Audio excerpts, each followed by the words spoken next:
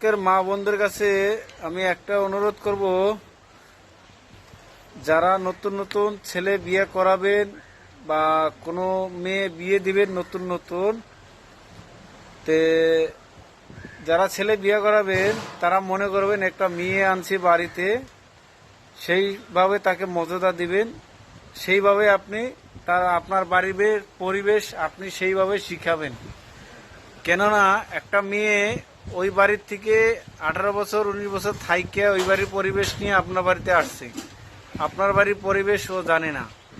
গতিকে আপনার বাড়ির পরিবেশ আগে ওকে শিখান, বানান, তারপরে আপনার হবে।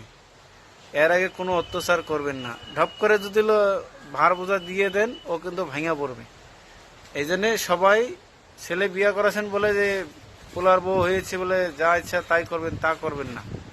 আগে নিজে নিজে লাহে লাহে লাহে লাহে ওকে নিচের থেকে উপরে উঠাবেন, তাইলে আপনার সংসারে উনি দায়িত্ব নিবে, কাম শিখবে, ভালো করে দায়িত্ব নিয়ে কাম করে আপনার সংসার চালাবে। ভালো লাগলে শেয়ার করবেন। আশা করি সবাই বুঝতে পারছেন আমি কি কথাটা বুঝতে পারছি। সবাই এইভাবে চলুন।